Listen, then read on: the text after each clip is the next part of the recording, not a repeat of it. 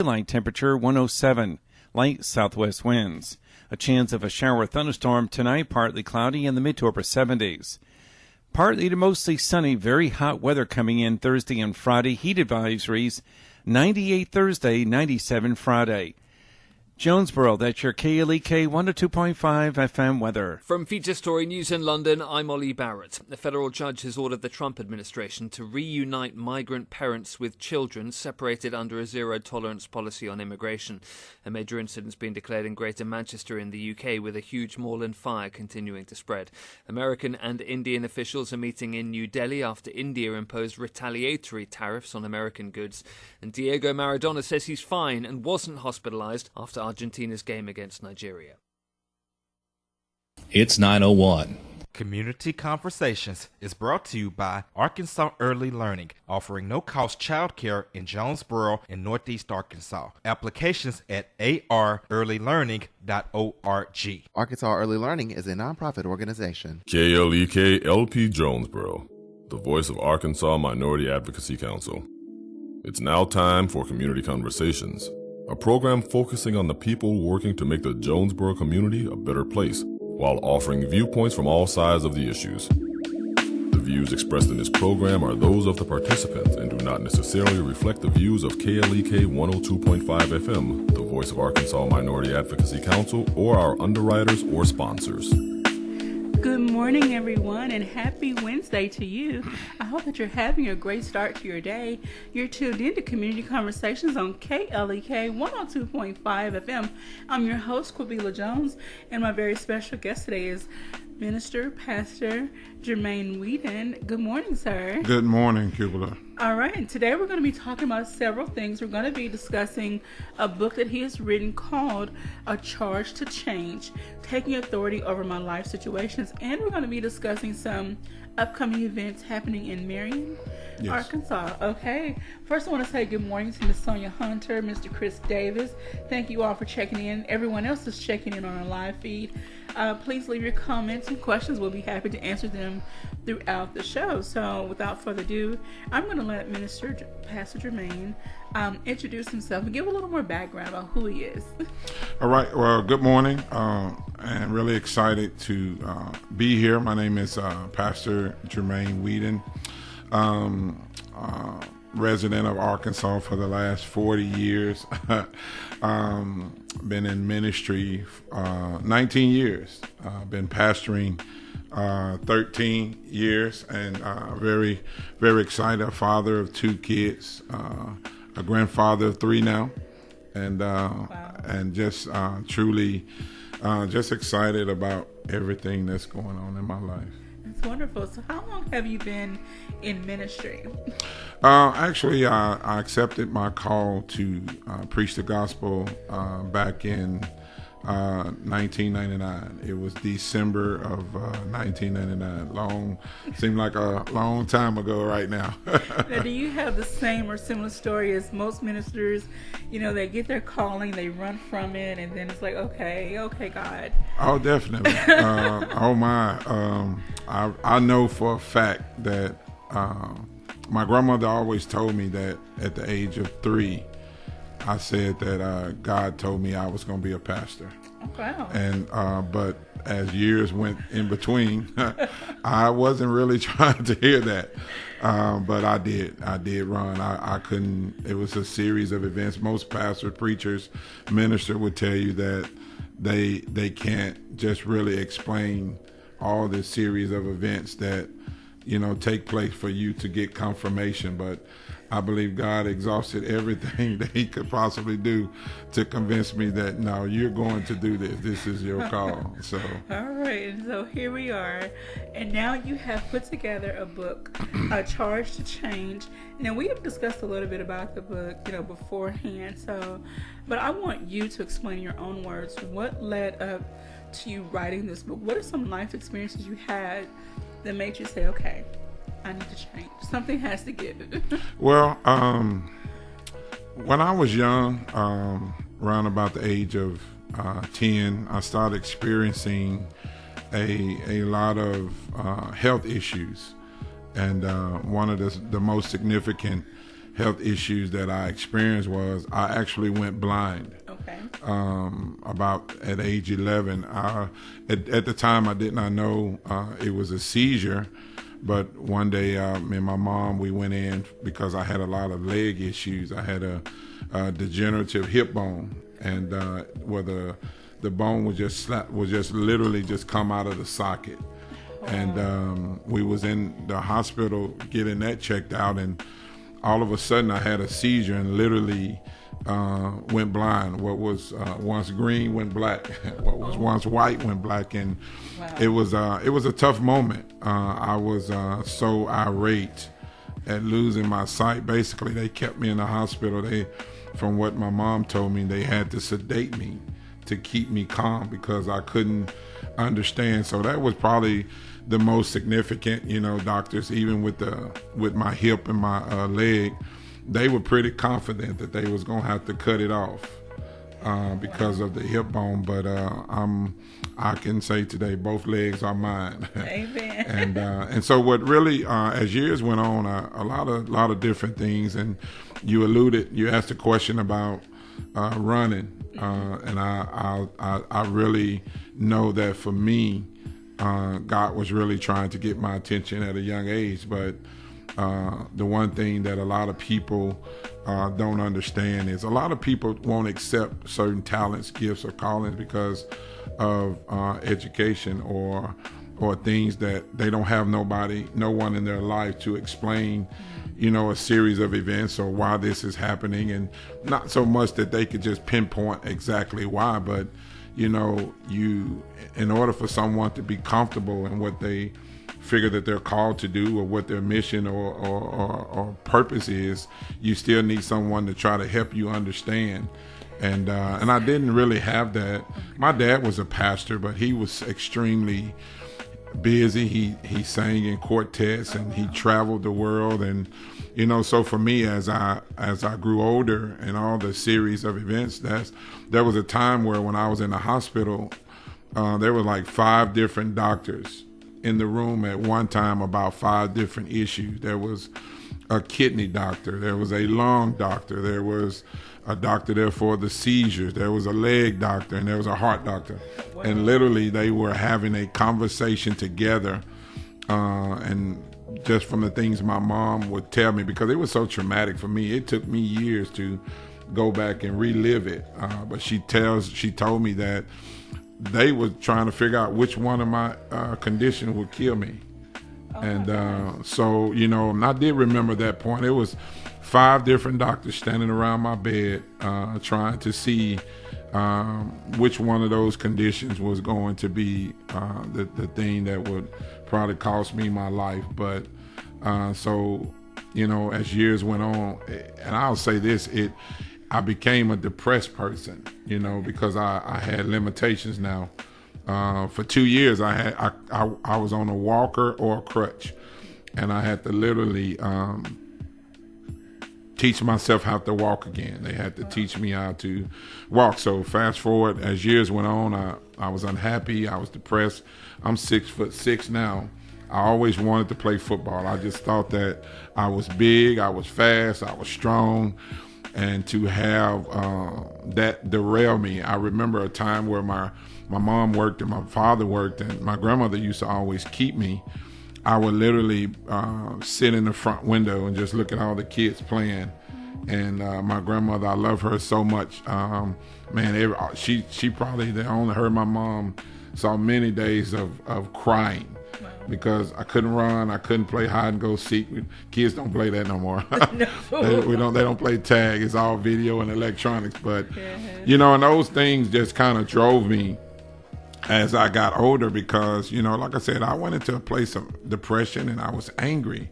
I was angry. Why me? And as I became an adult, and throughout the years of working, and just really once I accepted my call to minister, I heard a voice say, "You will write a book." And I shrugged that off. I'm like, no, not somebody hard like me. We're not definitely not going to write a book. But about 2007, I know I heard from the Lord and said it's time. And I didn't know I didn't know any authors at the time. I really don't. I just know a couple now, friends of mine. And I was at work. I've always been in management for a long time, managing warehouses, plant manager, and different things of that nature. And I just literally heard the Lord say, pull out your computer and start writing. Okay. And I just literally started writing about, I'm big on mental health because I felt like there was a time that I was unstable throughout the years. I mean, I'll be the first to admit, as a man, you know, I thought suicide. I thought things things like that, because you know, when you have major alterations happening to your life and what you expected your life to become, and it don't end up that way, a lot of people struggle with how to get their footing back, and so I didn't even have a title for the book. I just knew that through the power of God and through a great family, my mom, my dad, my grandmother, my siblings, my aunts, they kept me sane, and they kept me encouraged, and I just knew that I wanted people to know that no matter what the circumstance is, you can overcome it. But one of the key factors outside of God, the second factor, is your mental stability. Okay. You know, you have to believe yourself out of that place. Mm-hmm. You know, and that's one thing I carry each and every day, no matter what happens, and you know, no matter the warfare, the attacks, the storms, as people say, you have to believe yourself out of that place. And so it prompted the book. And the last thing I'll say on that was, I wrote the book for about 2 to 3 years. Okay. And then one day, my brother was graduating from police academy. And now, mind you, I didn't have a title. I'm just writing. I'm just writing. You know, I knew the book was about, you know, how to change. And, you know, and in my mind, that's what the title was going to be. But I went to his graduation ceremony, and at the end, and the chief of police or whoever, you know, that was over that ceremony, he asked all the people who were graduating, cadets, whatever you want to call them, to stand. And he said something so significant that stuck with me. He said, "Now I'm about to give you your charge." And when he gave them their charge, he basically empowered them to now go be great officers. And from that moment, birthed my title, A Charge to Change. And the word charge means power given. So basically, power to change. That's so awesome. and here we are now. All right, I want to give a couple of Facebook shout outs to Mr. Shamal Carter. He says, "Good morning, Apostle. He and my dad are great friends." Oh yeah, good morning. Miss Christy Mathis Conway, Minister Brian Carter, Nicole Williams, Roy Davis. And Shamal also says, "I love it. # mental health matters." Shamal is a big advocate for mental health awareness. Yeah. Of course, and he works for an agency that serves individuals that have mental health issues. Right. And so Shamal, when I say he's hit the ground running, like he'll talk to anybody, any day, anytime. That's awesome. And I love him for that. Thank you, Shamal, for being such a great community activist, and to everyone else that works in the mental health field. Thank you for all that you do. And you know, I want to thank God that you didn't succumb to what was happening to you, mm-hmm. which is the other part of the title. Part of the title is taking authority over my life situation. Yes. You didn't let what was happening to you take you out. Yes. So we're going to get into the book and go through the chapters so that people can, you know, get a glimpse of what they can expect. I can't make you buy the book, but you know, we can nudge you to, you know, after you listen to what he has to say, hopefully you'll be encouraged to buy the book. So, and Minister Brian Carter says, "Hello, my brother Apostle." And all right, my friend. And God bless you too, Mr. Shimon, nephew. All right, so let's go through chapter 1. The book also does have an introduction, so and a foreword. So when you get your hands on the book, you can read that for yourself. Chapter 1 Change. Now tell us how you came up with that title, and what are some of the details surrounding that chapter?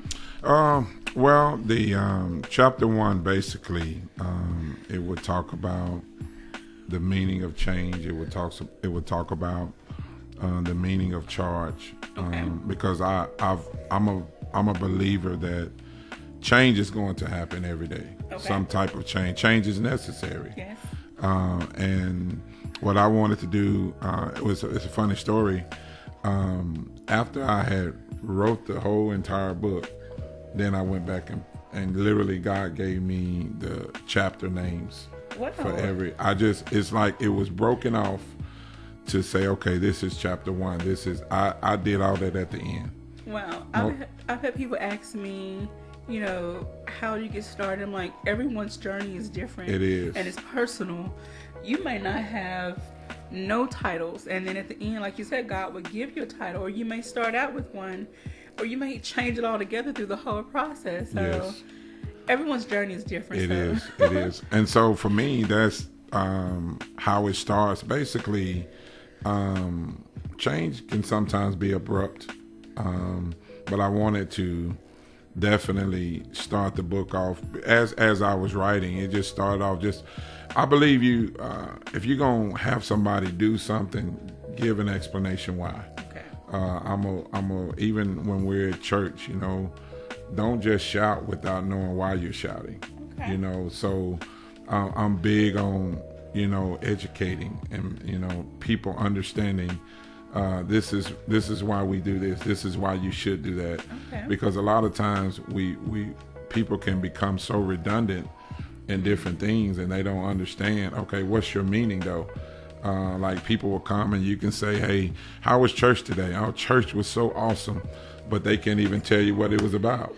And so I'm not a person that wants to hype you. I want to help you. Okay. So chapter 1 basically just breaks down change and how it affects us, how it affects our life, because I want you to understand what the book is, where it's going to take you.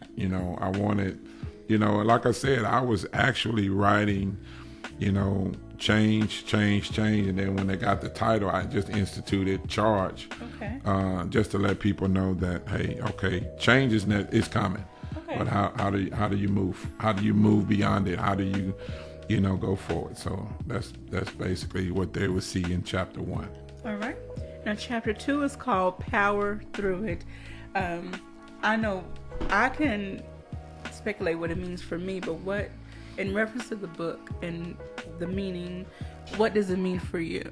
Oh wow! Just the details that I stated. I deal with so many people, youth, men, women, whatever. A lot of counseling, a lot of different things. But for me, a place where people get stuck is they don't believe that they can overcome. Okay. And I'm a big advocate of positivity. Okay. Your mindset has to generate your strength, as well as your faith, as well as we can say we know God is who He is, but what is your mental stability? What do you believe in yourself? Because I was that kid, because I was a big kid and growing up and teased at times, and but I kept going. Okay. And I wanted people to know in chapter 2 that you have the power within you to overcome some of the most traumatic events. Wow. Being blind, who wants that, right? Being told as a 12-year-old kid, we're going to cut your leg off. Being an adult and experiencing racism on the job. Do I give up? Do I take this? And I'm that type now that struggle will motivate me. Okay. I'm really motivated by adversity because of those experiences, and because it afforded me some time to see what it takes to overcome. And there's not a situation I don't believe that I can overcome. I just believe that, but you got to have that belief within yourself that you're going to push through this. You have to have a determined mindset. The two words that I speak and love the most is perseverance and determination. Okay. Those are like two of my most favorite vocabulary terms. That's my vocabulary lesson every day. All right. All right. So chapter 3 goes into rejection prompts change. So tell us more about that. After you experience I believe, I didn't know this at the time, but early on in life, that sometimes rejection can be good for you. And I'll explain that. For me, there was times that I knew that whether I was qualified for something or, whether I knew what I knew, but somebody didn't see it as such. And, but I didn't let that change my knowledge. See, that's the thing. When you know what you know, can't nobody take that from you. Okay. When you literally know what you know, nobody can take that from you. You can you can freely give that up, or you can accept it up. And what I mean by that, you can let somebody influence you, and you just let it digress, or you can take it and let it push you. And I've had rejections for so many, whether it was promotions, things that I knew I was good at. My background is computers and programming, but once you get a knowledge in something, you know that. You know it in your sleep, you know it in your dreams. And so for me to experience certain types of rejection, whether it was about my color, size, I just decided to let it motivate me to change. All right, so you're kind of preaching to me now. I've got my mind working. All right, so we're going to take a quick break. Mrs. Shimon says I love that. Take a quick break. Please do not go anywhere. Stay tuned for the second part of the show. We're speaking with Pastor Jermaine Weeden, and we're talking about a charge to change. We'll be right back after these announcements. You're listening to Community Conversations on KLEK 102.5 FM. We'll be right back.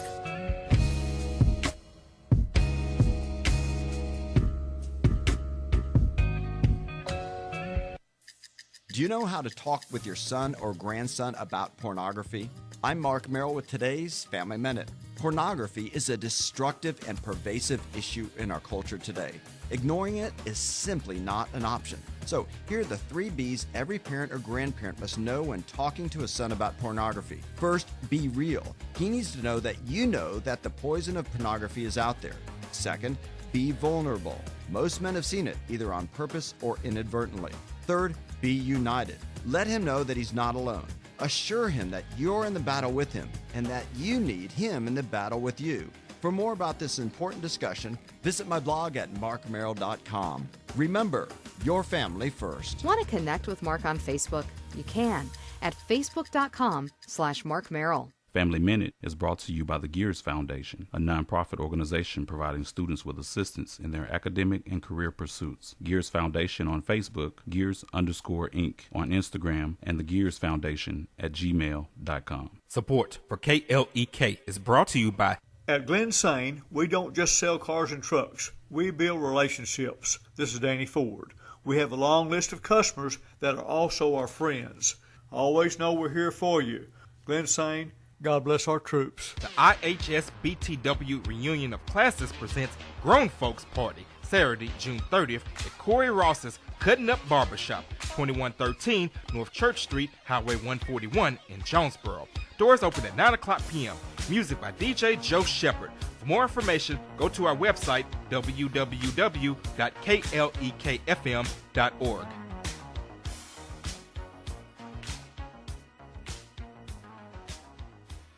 The Office of Diversity and Community Engagement at Arkansas State University, under the leadership of Dr. Maurice Gibson, is a proud supporter of KLEK and is dedicated to finding innovative ways to advance their mission of creating a diverse and inclusive environment, conducive to educating, enhancing, and enriching lives, uplifting various and diverse groups on the A-State campus and striving to maintain Arkansas State University, a place that is inclusive to all individuals regardless of origin, color, religion, socioeconomic status, or sexual orientation. More information about the Arkansas State University Office of Diversity and Community Engagement is available at www.astate.edu/diversity and 870-972-3081.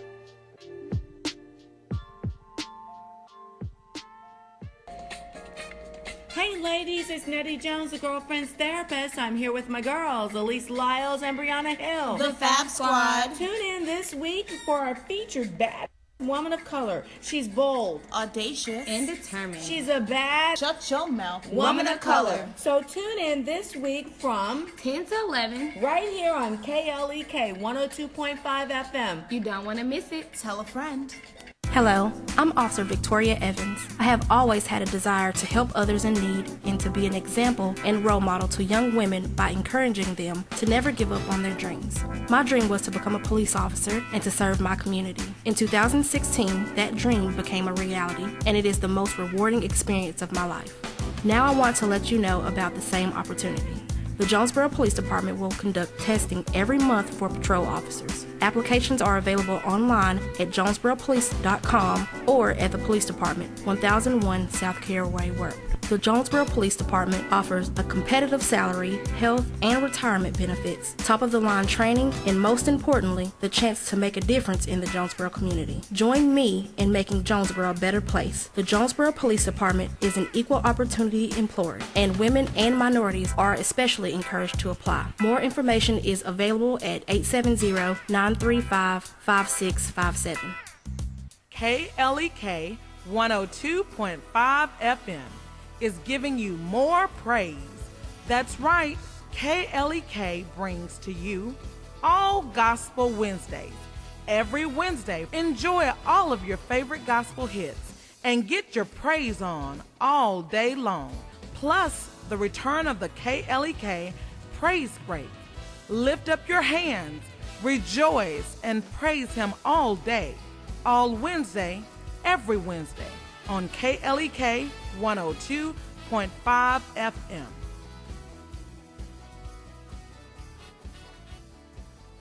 And now back to Community Conversations on KLEK 102.5 FM. All right, welcome back to Community Conversations on KLEK 102.5 FM. I'm your host, Kabila Jones, and my very special guest is Pastor Jermaine Weeden, and we're discussing his book, A Charge to Change, Taking Authority Over My Life Situations. And so we have already discussed chapters 1, 2, and 3. So now we're just going to move right on in to chapter 4.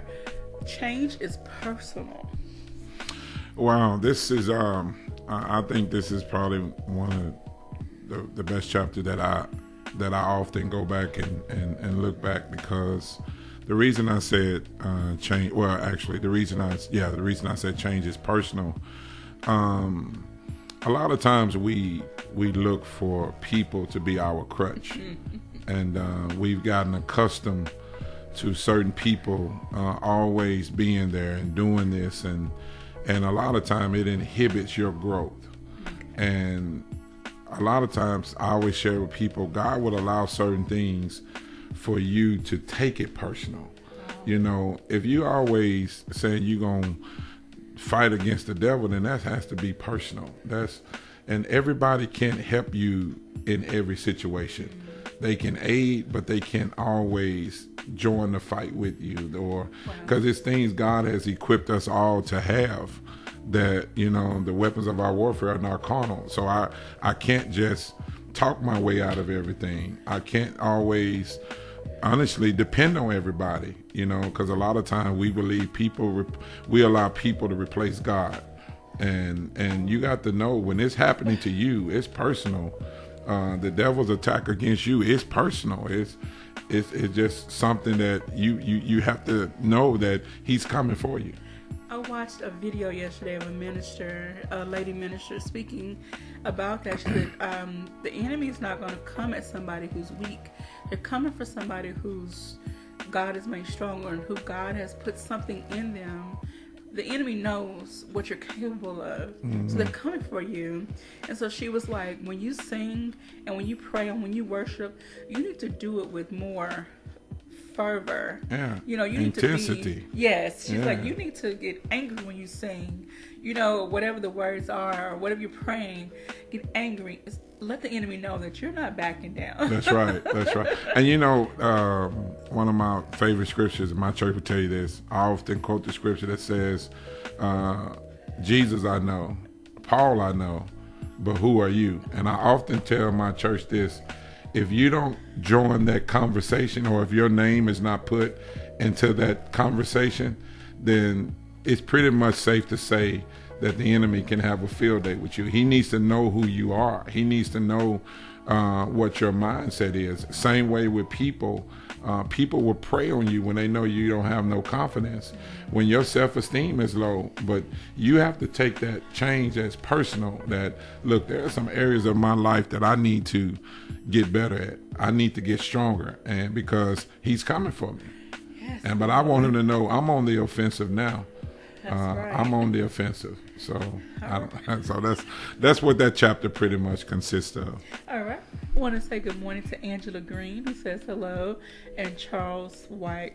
Good morning to you all. Thank you for tuning in. And Atara Lee Dorsey. Please forgive me if I mispronounce your first name. Do you know? Yes, that's her. That's correct name. Hello, everyone. Okay. I want to make sure I pronounced it right. All right. So chapter 5, don't regress. Don't regress. Basically, is what we see often. Just basically don't quit. Don't give up. Regress to me is you put all this work into it. Why stop now? Okay. That's what it really entails. It's the way out sometimes is not an easy way out. And I go back to the mental health. I go back to your mental stability, because and I'll be honest, it's discouraging sometimes.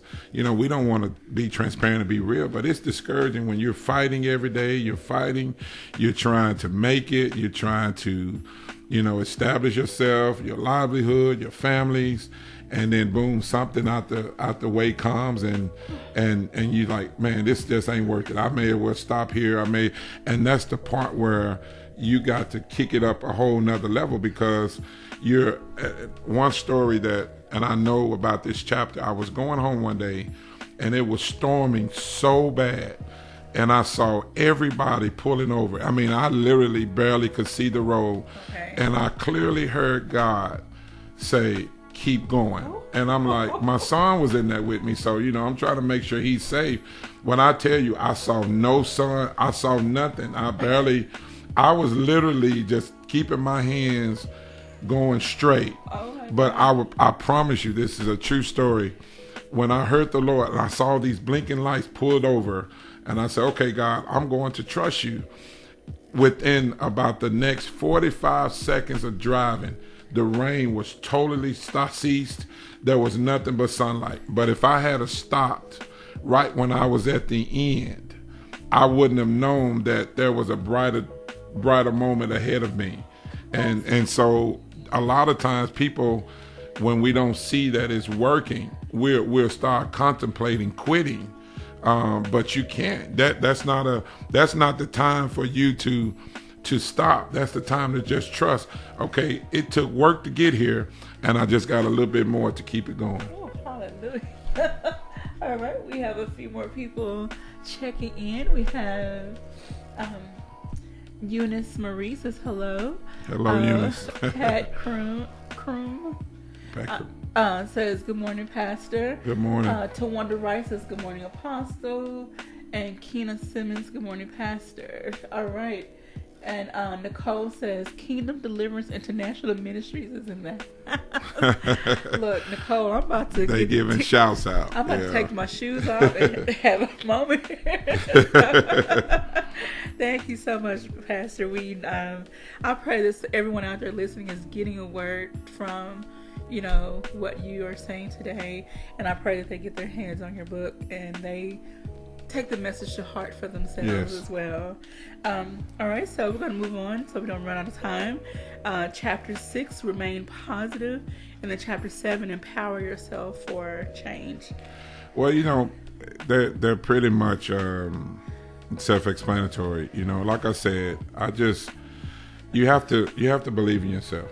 You know, I hear people for years quote the scripture, "I can do all things through Christ who strengthened me." I would hear it quoted, but I wouldn't see it believed. You know, I'm different. If he said it, I'm gonna believe it. But I'm not naive to understand that you got to have certain things in your environment to remain positive. And I'm an advocate of having the right circle. A small circle to me is a sure circle. Okay. And you got to have people, and it goes right into the next chapter, who is a blessing of positivity. That not to think that, you know, things ain't not gonna happen, but I need people in my life not to condone everything that I do if I'm wrong, but let me have that circle of accountability. Okay. You know, that's gonna keep me positive when I'm going through those tough times.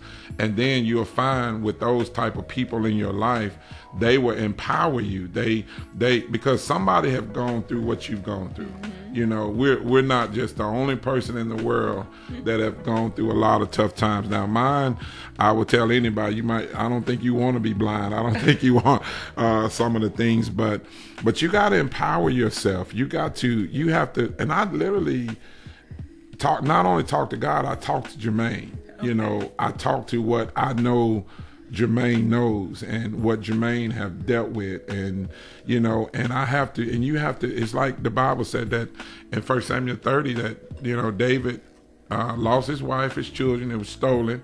All of his stuff was burned down in Ziklag. But there was one significant thing he said. He said, "I would encourage myself," because at some point, everybody around him was about to turn on him. So he stood on what he knew. He stood on who he was, and he literally made the comment, if I have to get through this, I'm going to encourage myself. So who better to empower you than you? Amen. You know, so I just believe that. I just believe that. All right. I want to give some more shout outs. Please forgive me. Renarius? Yes. Okay, Renarius Thomas. And then Joseph Hurd, Pastor, love you. And Tamika Hopkins says, amen. All right. They are here. Thank you, everybody, for checking in. Please share this video with everyone you know so they, too, can get in on this message on this morning. All right, so chapter 8 says, change the routine. 9 says, it is you who makes change happen. Okay, so, and then 10 is why change. So if you kind of summarize those. No, change the routine, you'll see it talks about two words mostly, routine and route. Okay. A routine is something that's repetitive. Okay. But it doesn't necessarily mean progress or going forward, because you've gotten accustomed to doing things. And one thing that affects people with change is they're so used to doing things a certain way. That's why church is still stuck 20, 30 years ago, because it worked then, but they figure, okay, we're not hungry now. We're making the most money that we've ever made. Right? I remember 30 years ago, the minimum wage was about $3. Now people, I left a 6-figure job. And used to chop cotton. So when it talks about routine, it talks about the repetitive things that you do, but it may not necessarily mean you're going forward. But the other word, route, means I have a desired destination. So there may be some times that I have to detour, but I know I got to get somewhere. And that's what I wanted people to understand, that whatever your circumstance has been, know that there is some place that you got to get to beyond that. And when you talk about it is you who make change happen, and that's there again, just knowing that, if nobody else can do this, you can do this. If nobody else is going, because all the time, a lot of people needs validation from people. But you got to know this within yourself. Okay. If somebody don't say you're nice looking, believe that in yourself. If somebody don't think you're smarter than them, know that you're smart, because most people that needs validation don't get validation. But if you validate your own self, you validate who you're about, then that's you that's making change happen. I can make, and this is a true story. Most people are afraid to look in the mirror because they don't like what they see. Because, maybe I'm not the smallest. Cause you see, I'm a big guy. I'm 6'6", X pounds. But one thing that people know, I'm very confident because I've come through so much. Okay. And I didn't die, so I can't do nothing but. So that just leads to why change. Because there's something better that's for me. If God didn't allow death to come, the why change is that's my reason for change. Okay. That now I got a reason that somebody had a car wreck like me and they died. I've had 4. God. So, and all of them they said I shouldn't have made it. Wow. So all of the stuff is not, I don't believe in jinxes and all that stuff. I'll just say this. God kept his hand on me upon every circumstance, but I believed if I had obeyed a lot sooner, I might have diverted some of this stuff. All right, we have some more comments. Marcus Henderson says, good morning, Pastor. Good morning. Pat Kroom says, empower. Doug Andrew says, amen. And Lakeisha Denise says, help today, Pastor. Cassius Moore says, you reap what you sow, sow praise, reap joy, sow change, reap change. You have the ability to impact around you. And Miss Pat says, come through. That's what I'm saying. Yes, this is All Gospel Wednesday, praise and worship all day long today. And Pastor's giving us some more word to add to the Bible study that we had this morning. All right, so let's keep it rolling so we don't run out of time. All right. Change is daily. The power that is in you, your reasoning for change. One thing I do every day is I renew my mind. Okay. I believe that whatever happened yesterday, you have to let it go. And if it was something positive, build on it. If you don't, and I've often said this, I still know how to. I'm gonna use the country word cuss. Still know how to fight. But when you renew your mind every day, those are not thoughts that you even have within you. Right. When you realize, who you are, and now who you are as a man or a woman, and especially who you are in Christ, you don't worry about that. But that's a daily thing. You can't change only on Sundays. You can't change only on Wednesdays. You can't change every odd day of the week, or if the day starts with a T or F, but it's got to be each and every day that you have to wake up. So, and when you change every day, you realize it was some stuff that you left. That's where that power comes. When that power that is within you, you know what? I'm not gonna let comments dictate my day. I'm not gonna let foolishness dictate my day. I'm not gonna let doubters, and that's what most people have in their life is too many doubters. So I'm void of doubters. Anybody that's rolling with me, you got to roll you got to have like vision. So when you talk about the power within you and the reasoning for change, it's because who wants to pray and not see it come to pass? I know that's who wants to read all these things that God promised us and not see it come to pass? So that's your reasoning. That's your reasoning for change. And even after that, it goes into a lot of different. Now you get into the part of the books where it's going into the principles, things that you got to do, and there's another chapter that I really love when they say your world is not falling apart, because I've went through some of the worst. But I can say this: when God blessed me and some other men to go to Africa, and he told me, you're going to see the Bible come to pass. And I didn't understand that till I got to South Africa. And to be in a service where we laid hands on about 1,000 people, to see that and to see all the things and how God took me and my blindness and used me and another couple guys, we laid hands on the blind who got his sight back. Wow. But see, so everything had to happen in my life the way that it did, and God had to establish some principles, and that principles is 2 quick words: holiness and righteousness. When you got those principles, and so, you have to have, instructions. Deliverance don't happen without instructions. So hey, go get in the pool, Naaman. Dip 7 times. Instructions. And once he did, deliverance happened. Man with the withered hand, raise your hand up. Instructions. Deliverance happened. Blind man, I'm gonna spit in the ground. I'm gonna twirl in your eyes. But you gotta believe. Now he can see. So when you think about that, and those are your principles for your process. That you got to have some order, and always know your world is not falling apart. It's difficult sometimes. People say it's hard to live. Say it's not hard. It's just the hard part comes when you're rational, when you want to do the right thing or not. It's not hard. I don't hate nobody. I don't miss sleep at night because of hatred, anger, bitterness. I have none of that. Okay. So my challenges definitely is not those things. Wow. All right. Want to say good morning to Bishop Tommy Williams, the Bless You Apostle. Bless you, Apostle. Bishop Williams. Thank you, everybody, for checking in on this feed. And Mama Mia Milo. Okay, Milo. I'm sorry. Thank you for checking in.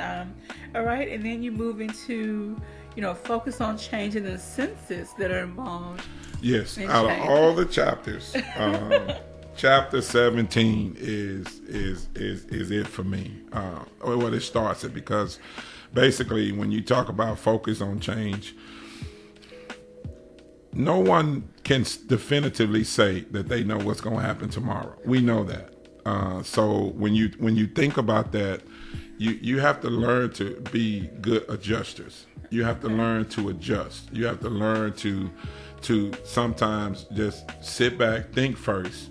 And I believe that you have to have a plan, before you go forward and do anything. A lot of times we want to always, improvise. You can in life. That you'll never be successful if you never put a plan in place.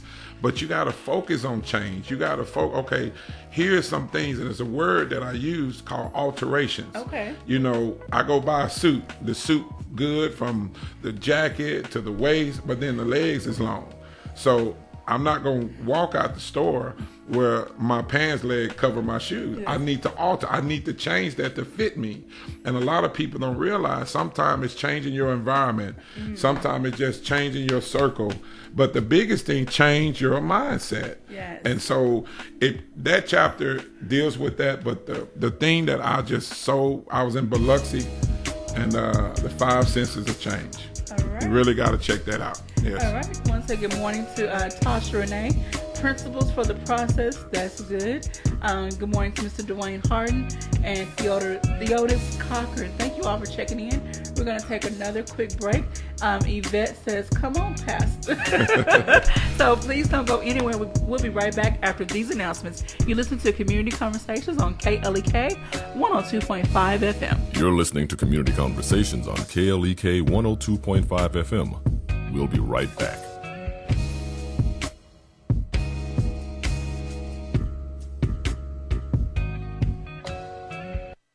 We're back with Money Matters. I'm Alfred Edmond Jr. Look closely and you'll recognize that anxious look. The one on the faces of recent college grads and other young adults facing the real world for the very first time. If this is you, even if you're fortunate enough to have a job, you are far from financially secure and may have no idea how to handle your finances. Hey, I've been there. Take my advice. First, create a budget, also known as a spending plan, listing all of your monthly income and expenses. It may not be pretty, but it's better than the stress of not knowing your financial situation. Next, follow the first rule of personal finance. Pay yourself first. The earlier you get into this habit, the easier it gets and the more secure you'll be in the long run.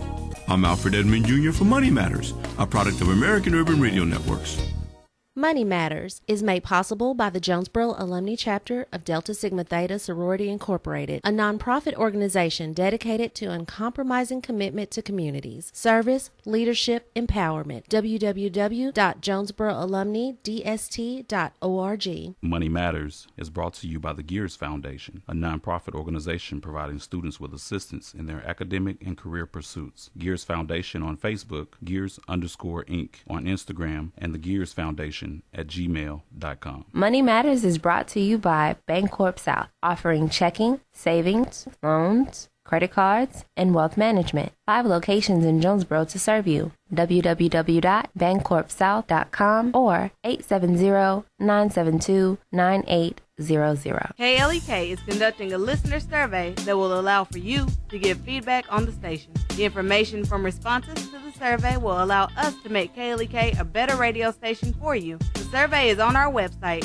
www.klekfm.org, or if you need a paper copy, you can call the station on our business line, 870-203-9915. We ask that as many listeners as possible fill out the survey so that we may have the best possible feedback to continue to educate, entertain, and empower you and be your radio station.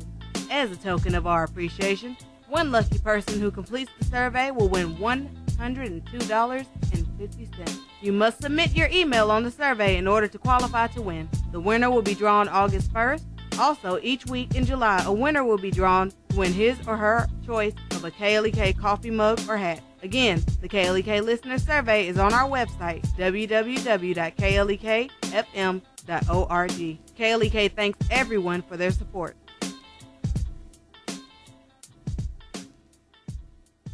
KLEK thanks CJ Pepper and the staff of Life Strategies Counseling Incorporated for helping people through hard times in life such as depression, family issues, stress, abuse, and more. They offer counseling and therapy for all ages, individuals, families, and groups. They are located at 1217 Stone Street. Phone number 1-866-972-1268 or online at lscihelp.com.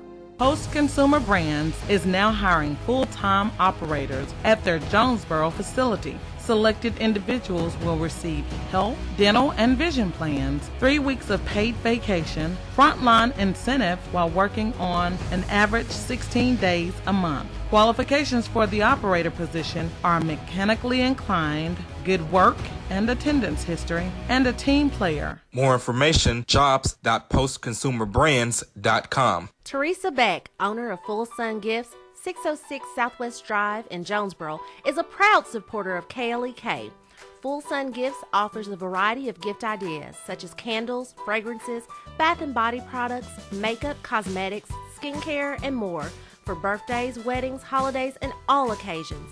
Details at Full Sun Gifts on Facebook and Instagram and 870-974-8480. The Mu Omicron Lambda chapter of Alpha Phi Alpha Fraternity Incorporated was established on January 1st, 1977, originally serving Blytheville, Arkansas, and now serving Jonesboro, Blytheville, Osceola, Marion, and West Memphis, Arkansas. Today, the chapter continues to make an impact by focusing on Alpha's national community outreach initiatives such as My Brother's Keeper, A Voteless People is a Hopeless People, Go to High School, Go to College, Project Alpha, Boy Scouts, and the March of Dimes. The Mu Omicron Lambda chapter of Alpha Phi Alpha Fraternity Incorporated is committed to Alpha's mission of developing leaders, promoting brotherhood and academic excellence, while providing service and advocacy to the community. More information about the Mu Omicron Lambda chapter of Alpha Phi Alpha Fraternity Incorporated is available at MOL Alphas on Facebook or via email at molalphas@gmail.com. Millionaire mogul MC Light is coming to Jonesboro. Karis Grants and Services, through the Over a Cup initiative, hosts MC Light and other financial and health experts for an intimate lunch conversation Saturday, June 30th at 11 a.m. at the Arkansas State University Centennial Hall. The theme is How a Legend Builds. Registration and other information is available at www.thewealthportal.net and klekfm.org. Meineke of Jonesboro is now Starks Auto Service, a full-service auto repair and vehicle maintenance center offering engine and transmission repair, brake service, tires, oil changes, and more, performed by ASE certified mechanics. Starks Auto Service, 2813 South Caraway Road in Jonesboro, 870-204-7112. Starks Auto Service, Jonesboro.com.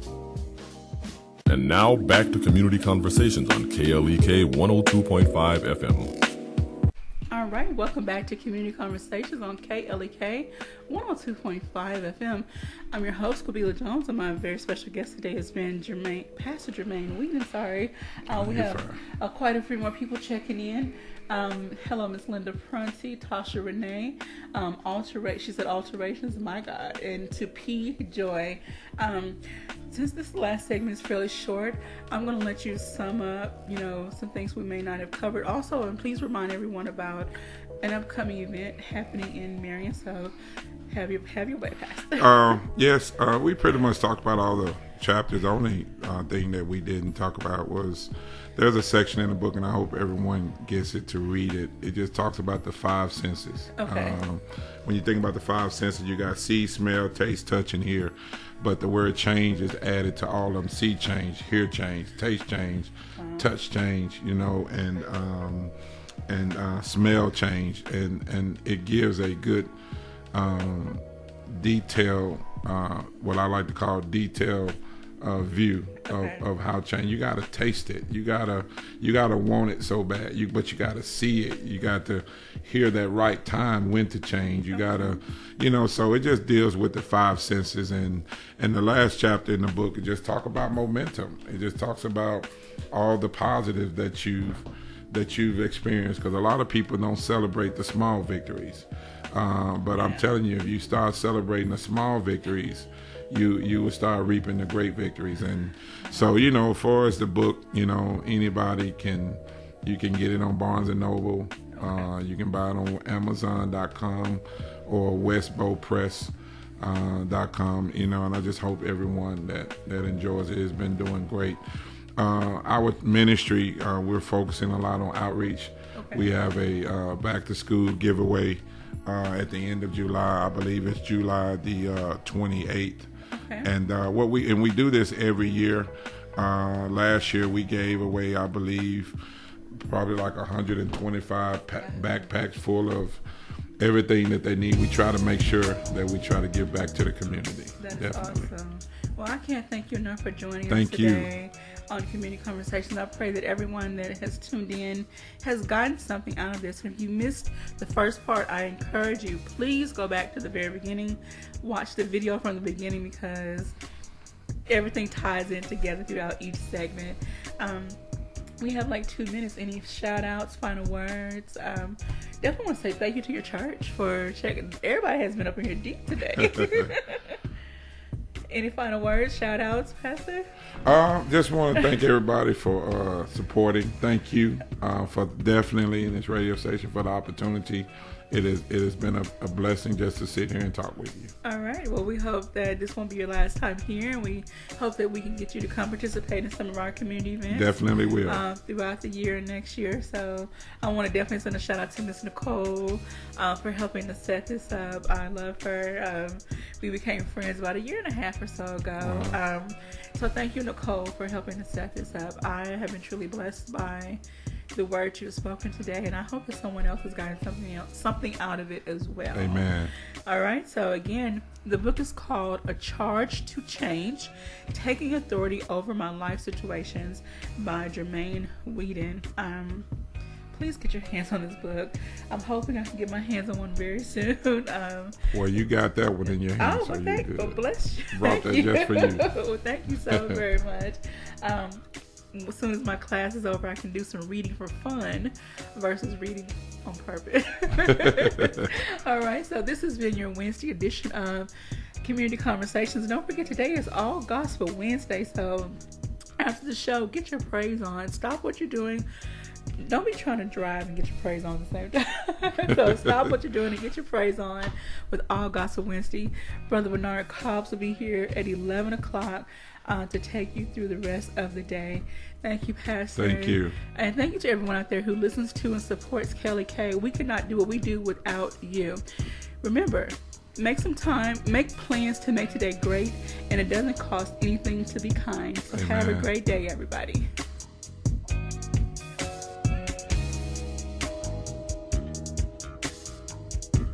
Thank you for listening to Community Conversations on KLEK 102.5 FM, a program focusing on the people working to make the Jonesboro community a better place.